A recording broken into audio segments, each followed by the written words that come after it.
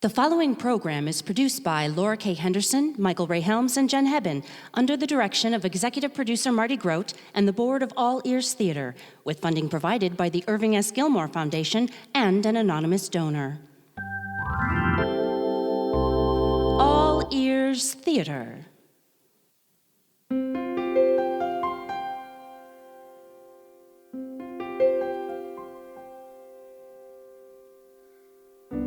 The year is 2085. The world's population has ballooned. Nationalistic governments have collapsed. Borders have been erased, and people move freely about the planet. Wealth is in the hands of benevolent philanthropists who have eliminated hunger and poverty. Personal electronic communication systems, including cell phones and the internet, have long been replaced by direct mind-to-mind telepathy. Private high-speed auto capsules are the common means of transportation on the planet. Space travel is routine. Families vacation at theme parks and resorts on the Moon, Venus, and Mars, and orbital trips around the planet are as common as sunset cruises aboard sailing vessels a century earlier. Yet mankind retains certain core characteristics. One is the desire to explore new frontiers, even though all parts and parcels of Earth have been carefully dissected and studied.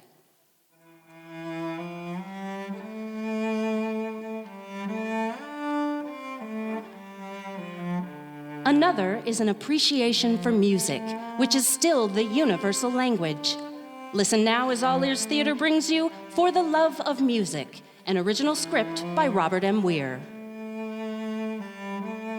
Featured in the cast are Jen Hebben, Dixie Edwards, Stephanie Lynn Wallace, David Isaacson, Tim Hill, L.S. VanDeWeert, and Dave Walker.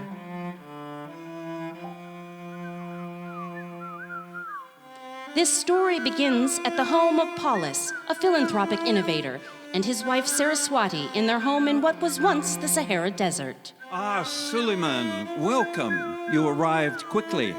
Your telepathic thought wave intimated urgency, Paulus. I came immediately. Yes, thank you. Hello, Sulaiman. You must be Saraswati. Please call me Sarah. How was your travel from Machu Picchu? Oh, the transit rush gets to me. Crossing the Atlantic in 35 minutes muddles my mind. Yes, I still prefer the old-fashioned 4-hour crossings. Sarah, your beautiful playing of the cello is divine. I heard you as I walked from your private landing pad. You are indeed appropriately named after the Hindu goddess of music. And art and learning. I taught our children to play. You could give no greater gift to them. The cello's resonance touches my soul, Sulaiman.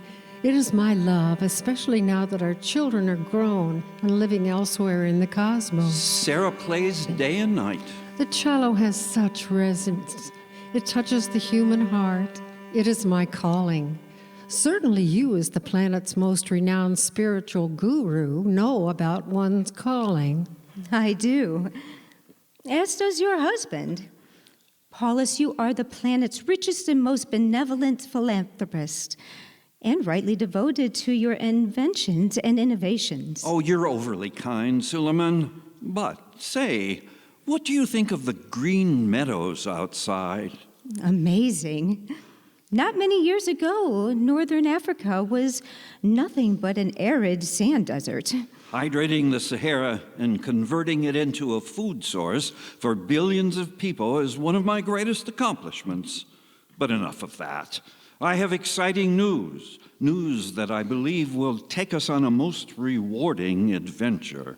And what would that be? Listen, and you will soon know.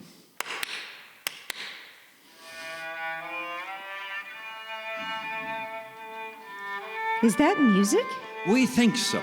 All we know for sure is that it's a live signal coming into the radio telescopes at my newest space observatory atop Mount Everest. It certainly is distorted. Can you bring it in any better? No, radio waves can go on indefinitely, but they deteriorate as they travel through the particulate debris of outer space. The poor quality of this signal indicates it has come from many light years away. That's the exciting part.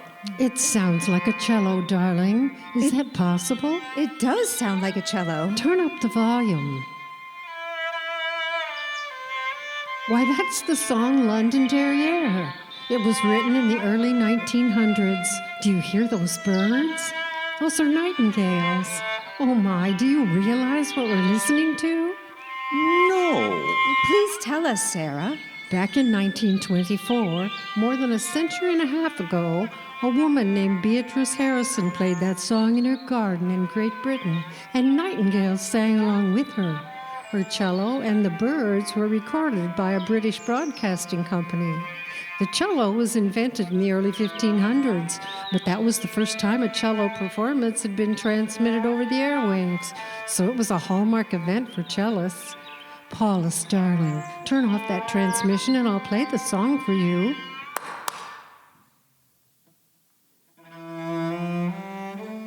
That's it! That same song. Paulus, how can it be that your radio astronomers at the observatory think it's coming from outer space? Oh, it's probably an audio reflection, and the signal can only be a radio broadcast. Sound waves, like that woman playing in her garden, can't travel in space. But radio waves can, and they travel at the speed of light. If that signal originated here on Earth in 1924, like you say, Sarah, that transmission has traveled 150 light years. Amazing. And if it is an audio reflection, it must have either bounced off the surface of some celestial object, or it's being retransmitted back to us from an extraterrestrial intelligence, a highly intelligent species. Considering the strength of that original signal, and it would have been an antiquated AM signal, whomever or whatever received that signal and transmitted it back to us must have some very, very sophisticated receivers and transmitters. It could be a divine mystery, Paulus. The universe has many mysteries. Some we are destined to never understand. Sulaiman, I have built my life and my fortune around my need to understand. In fact, I've already commanded my people to ready my finest and fastest long-distance space vessel to take us to wherever this music originates. It originated on Earth in 1924. But from where does this transmission originate now, Sarah?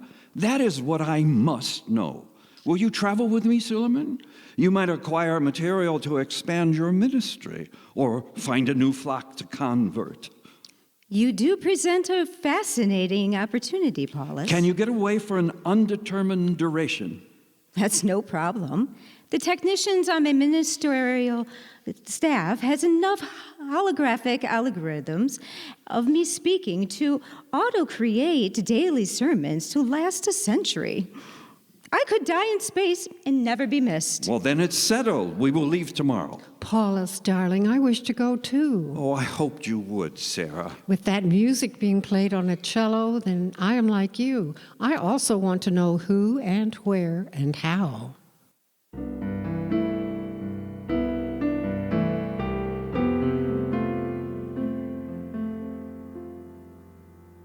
Sulaiman, Sarah, allow me to introduce our captain, the finest space vessel commander and explorer in my fleet.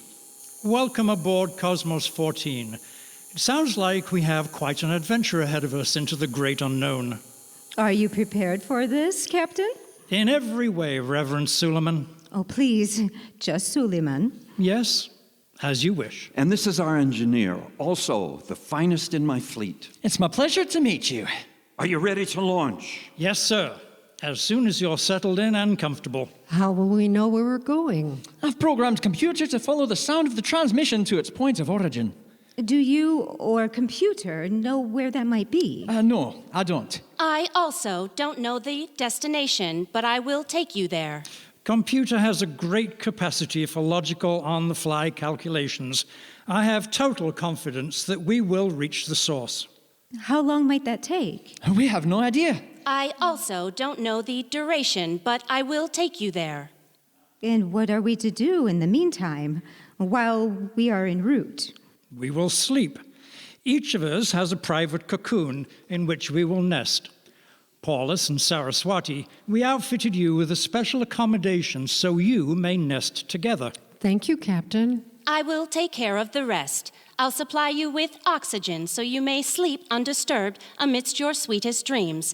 And I'll provide you with nutrition to keep you healthy and ready for whatever you encounter upon arrival. How can you do that? I don't have time to explain the calculations. I simply ask that you trust me. Well, Trust in the great unknown is our only choice, Sarah. It always has been and always will be. Yes, that is true. Trust in computer, and computer will lead you to your destination. What about my cello? What will you do to feed it? It is taken care of. It will also ride in a cocoon, Saraswati, a special cocoon, temperature controlled with just the right amount of humidity to preserve the wood. Have you released the tension on the strings? Yes, of course, and on the bow. Then, if you are ready, please secure yourselves in your cocoons.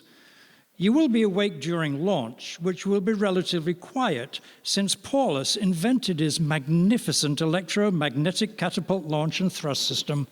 We call it EMCLTS, MCLUTS. Please, Captain, allow me to retain some degree of humility. As you wish, sir, but it is quite a magnificent invention. When engineer gives the command, I'll invite you to sleep while I take total control of the space vessel. I'll awaken you when you arrive. Trust me.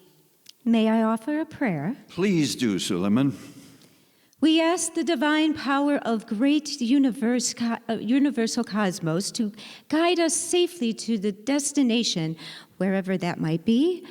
Fulfill whatever purpose is ours to fulfill, and if it is meant to be, return us safely to our home planet, Earth. Thank you, Sulaiman. Let's go. It's all yours, computer.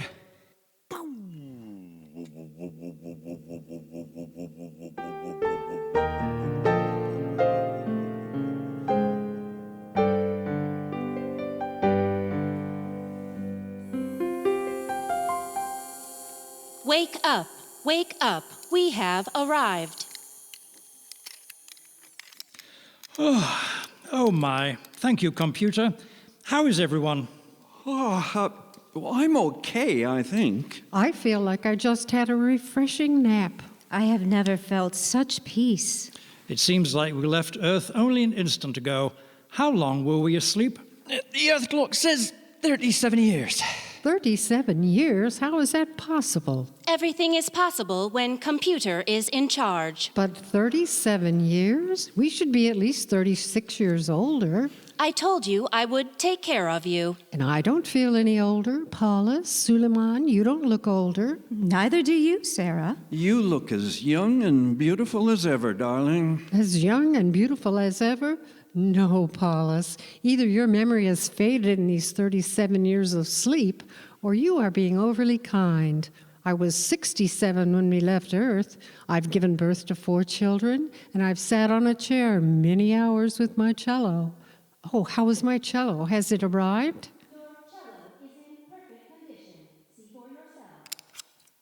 Computer has opened its cocoon. The wood sounds good, Sarah. Yes, good. I'm grateful. I also prayed for the safety of your cello, Sarah. I am truly grateful. But where in the cosmos are we? I could answer that, but you wouldn't understand. As near as I can tell, we're literally off the charts. We're in some part of space where no probe has ever gone before. You need only know that you are at your destination. I see what might be a planet beneath us. It's a satellite moon of a planet that has disintegrated. It is the source of the music. Listen.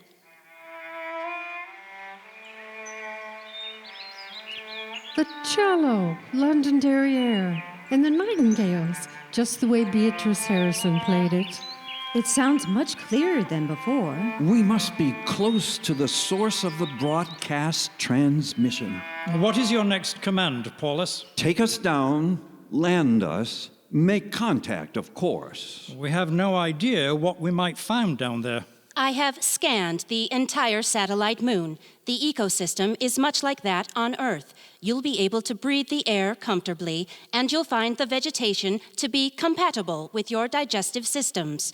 The gravitational pull is stronger than on Earth, but you'll be able to move about with little difficulty. What about water? There is a potable liquid. It isn't water. I cannot determine if you'll like the taste, but I believe it will sustain you. You believe? Yes, I believe. That's all I can say. I'm not perfect. Sometimes we must rely on trust and faith. I'm taking you closer now. Looking through the porthole, I see variations in the land, topography, and what might be flowing streams. We're 8 kilometers above the surface. Those streams are probably large rivers. They are. Computer, land us away from possible communities. That will give us a chance to study our surroundings before encountering any life forms. I'm scanning the landmass with my thermal sensors, looking for moving carbon figures that might be intelligent beings or animals, dangerous or benign, and large areas of heat that would indicate population densities. I'll take you to an appropriately remote location. We're descending 5 kilometers above the surface. I see mountaintops capped with white. Is that snow? Those are places where temperatures are cold and precipitation is common. You will be uncomfortable if not properly attired in warm mittens and boots. And erosion patterns, like we're flying over mountains and foothills. It is beautiful. I see patches of green, trees perhaps, and what are probably open fields. It reminds me of Earth. 3 kilometers above the surface. I found the ideal location for you. Shall I descend further? Take us in, computer. We've landed. Computer, do you see any movement, any signs of life? Only vegetation. Paulus, again, our next move is your call. Let's go off for a stroll, stretch our legs, and see what we see.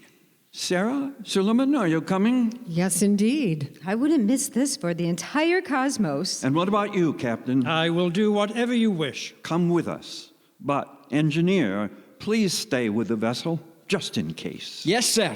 I presume I am to stay on board also.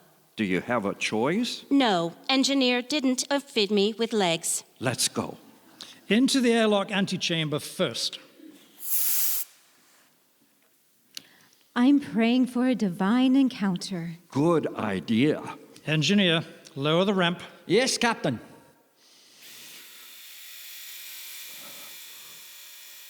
Here we go. It's beautiful. And we can breathe the air. Do you want me to close the airlock behind you, Captain? No, that won't be necessary. Do you sense any movement? I think I saw something over there in the bushes. I might have two, Paulus. I feel like I should have my cello. Captain, may I go back and get it? I'll bring it to you, Saraswati. Venture slowly. It all feels and looks very much like Earth, Paulus. Yes. Here is your cello, Saraswati, and a stool for you to sit on. Thank you, Captain. Paulus, even though computer says that there are no creatures nearby, my spiritual intuition tells me that if Sarah were to play, she might attract an audience. Wait before you do, Sarah.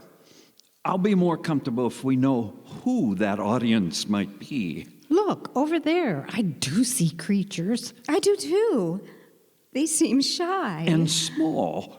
No more than a meter in height. But they are curious. Look at their eyes. 3 eyes. And cute little ears. Are those ears? I think so.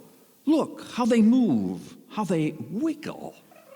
Oh, they're coming closer. Covered with fur. They all look the same. That's what they've been saying for centuries, Paulus. They do have different characteristics, different facial expressions. They all seem to be the same age. I can't tell if they're children or adults. Both, I think. I see youthfulness and maturity in each one, as though they were born ageless. They're coming closer. They're no longer shy, not anymore. Curiosity prevails. Just as we are curious about them. This one wants to touch me. Be careful, Sarah. I think it's all right, Paulus. I feel safe. Still, Oh, their touch is gentle, loving even. One is coming to me. It's letting me touch it, pet it. Me too. Their fur is so soft. how many do you think there are? I counted at least 24. More are coming from out of the bushes. Paulus, it might be wise to retreat to our space vessel, at least to the edge of the ramp. They might follow us inside. Captain, do you want me to lift the ramp or close the doors? Do you think they might fly? No, leave it open.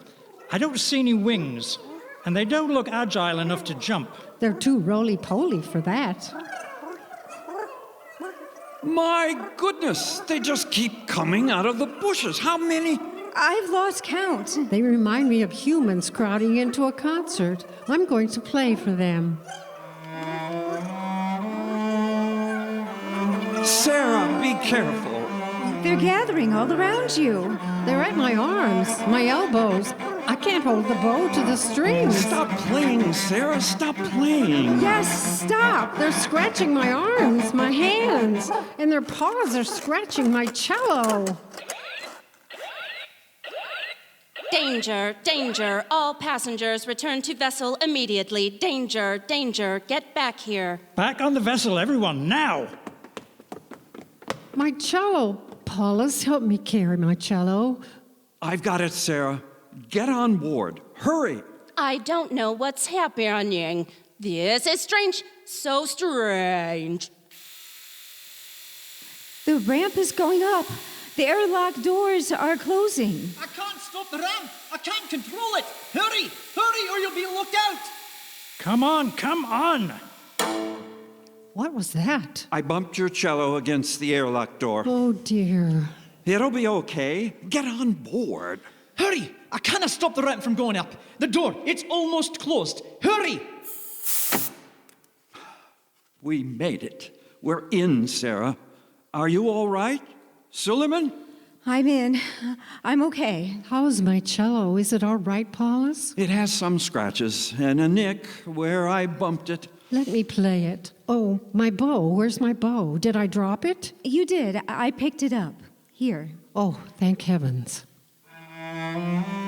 It sounds all right to me. Yes, it is.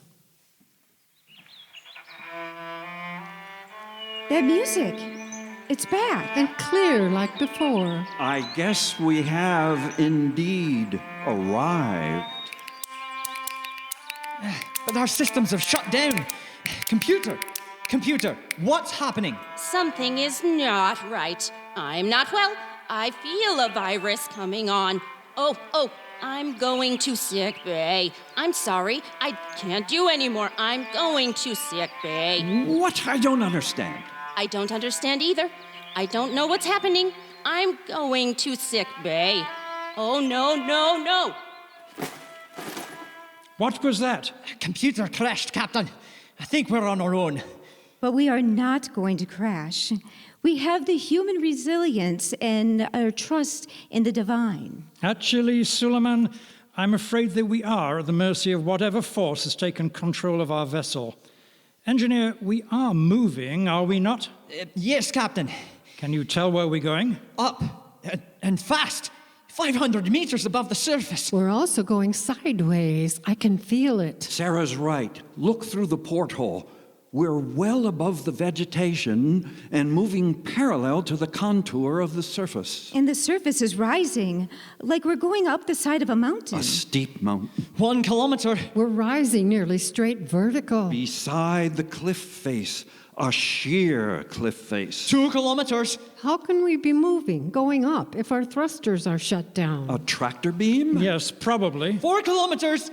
Oh, I'd love to have that technology. Engineers have been trying to design a tractor beam ever since that Star Trek television series in the 1970s. 8 kilometers! If I had that technology, I'd be rich. Dear, you are rich. Richer than. 16 kilometers! That's twice as high as Mount Everest. But we're slowing now. I can feel it. Do you hear that? What is it? It sounds like an earthquake, but worse. Well, maybe it's worse because we're not on Earth. But something is quaking. I can feel it. The ship is quaking. Look, through the porthole, the top of the mountain is moving. Is it erupting? No, it's opening up. It's simply opening up. Like retractable domes on mega arenas where I preach. Only bigger, much bigger. It's like the divine power in which you believe is moving the proverbial mountaintop, Sulaiman. We've stopped moving. We're hovering. And now we're descending. I feel us going down. Into the mountain. Like Jonah in the belly of the whale. I hope this whale has a blowhole. It's dark. Pitch black. I can't see a thing through the porthole. No fire and brimstone, so I presume we're not in hell. You are in our midst. Welcome. Who are you? It matters not who we are. We called, and you came. You speak our language. We have been monitoring your conversation ever since you alighted on our rock and entertained our cute little furry creatures. We are highly intelligent. We learn quickly. We parse and deduce and extrapolate even more quickly. Do you like my vocabulary? A few seconds ago, I had no knowledge of how to speak such words, much less know what they mean. What do you want? We want what everyone wants, to connect with the source. The source? What do you mean? Ah, you are the Holy One, the spiritual guru people call you on your planet. Earth? Yes, Earth is the name of your home planet, is it not? Yes. Sometimes we amaze even ourselves. You speak in the plural. We are an entity of composite energy. We speak as one because we are one. Many what you call lifetimes ago, we learned we can do more when we combine our aptitudes and cooperate. We are what you call a collective consciousness. Yet you are not complete. You seek something. Is that true? Yes, wise guru. As we have already said, we seek the source.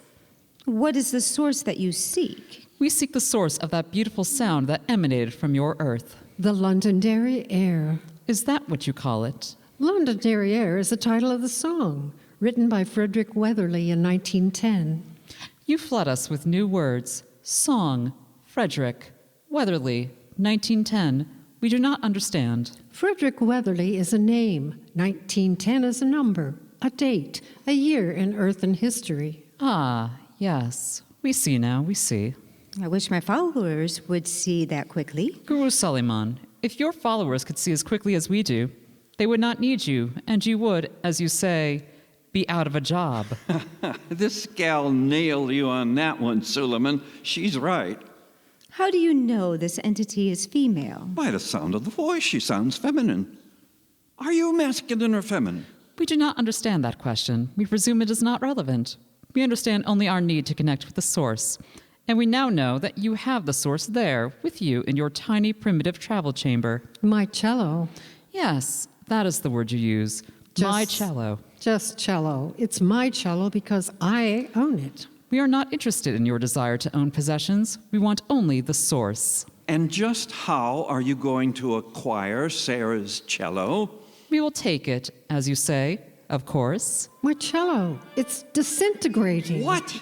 It's disappearing. Atom by atom. It's going away. And forming here, right before our ocular sensors. It's gone. My cello is gone.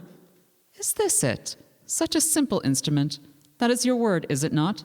Instrument? Yes, my cello is a musical instrument, but you can't have it. I want it back. Let go of your desire for possessions, the one called Saraswati. But you possess it. You took it. That is different. It is not different. I want it back. How do you make it sing? That we do not know. The bow, Sarah. You still have the bow. A bow. Is that the key? Then we shall have that too. It's disappearing. Gone. Gone in a flash. Gone right out of my hand. Now we will make it sing. And, as you would say, we thank you. We will release you now. Oh, and your primitive computer will uncrash as soon as you are free. Wait. What is it? You may own the cello, the source of the music, but you do not know how to make it sing. There's one more thing you need. What is that? You need knowledge. We have knowledge. We are a highly intelligent being. But you do not have the knowledge to make the source sing for you. You need... Sarah, what are you saying? What are you saying, Sarah Saraswati? You need lessons. No, Sarah, no. What are lessons? Lessons are what you learn from a teacher. Lessons on how to hold the cello. Lessons on how to hold the bow. Sarah, no. Lessons on how to touch the bow to the string. Lessons on how to pluck the strings. Sarah, please, no. Lessons on how to keep time. Lessons about everything to make the cello, the source, sing for you. From where do we get these lessons? Sarah, please don't say it. Please don't say what I think you're going to say. Voice on the rock? I will answer your question, but first I must speak with my husband. Paulus, darling, I love you. We've been married and together 43 years on earth and another 37, sort of, on this journey. I've cherished every one of those years. I also cherish my cello. With that instrument, I taught music to our 4 children, and you bought for them the best cellos money can buy, and pianos and harps and violas, too. You bought an expensive cello for me once, and I told you to take it back. My cello, the cello that disappeared right out of my hands a moment ago, is not the most beautiful and most expensive on earth. It is the one I purchased in school years before I met you, and now it's gone. Just as our children are gone and living elsewhere. Sarah! Paulus, I could return to earth with you. I could listen as you speak of your endeavors, but look at me. Can you see me happy without my cello? Can you? But what about our marriage? What about me?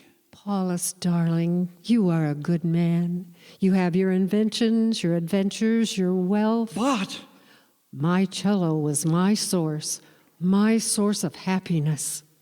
You, there on the rock, I am your source of knowledge.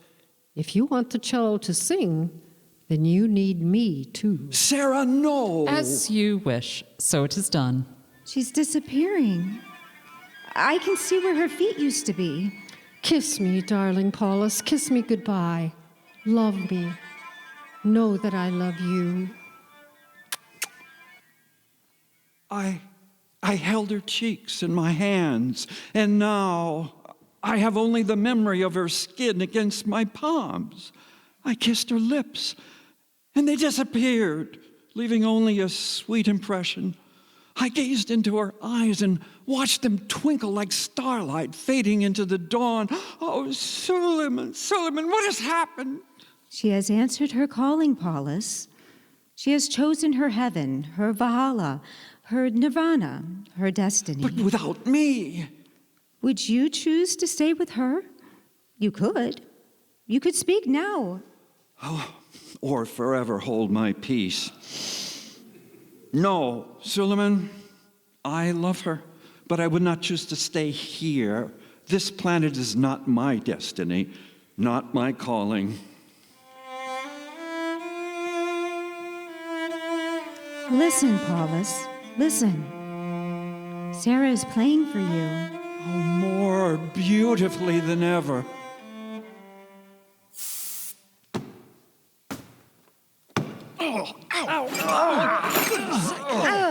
What happened? We were spit out of the mountain, Captain. Oh, out of the blowhole of the whale. Where are we? 15 kilometers above the top of that mountain and rising fast. Oh, the top of that mountain. I see it through the porthole. Its dome is closing. Sarah! Oh, Sarah! What? Where am I?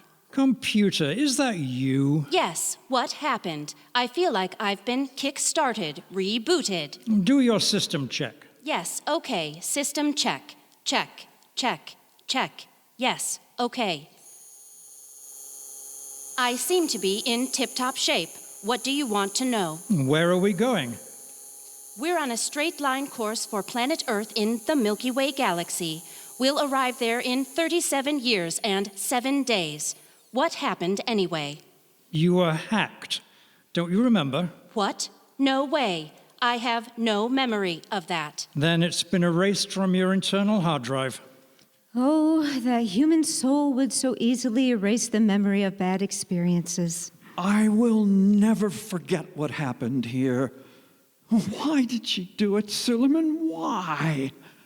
For the love of music, Paulus. For the love of music.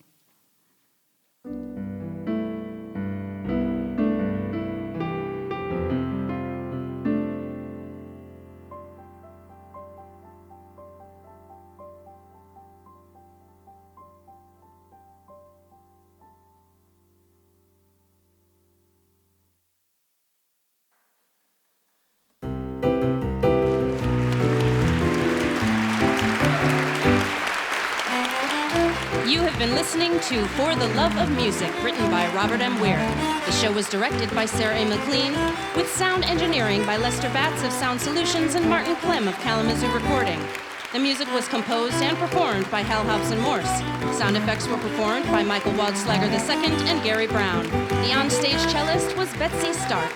This complimentary performance was at the Kalamazoo Nonprofit Advocacy Coalition, KNAC, formerly the First Baptist Church, and is copyrighted by All Ears Theater, with all other rights reserved by the author. Any resemblance to persons living or dead, or characters, names, places, or incidents is purely coincidental. This is your announcer, Jen Hebben, thanking you for listening and inviting you to join us again for another All Ears Theater presentation.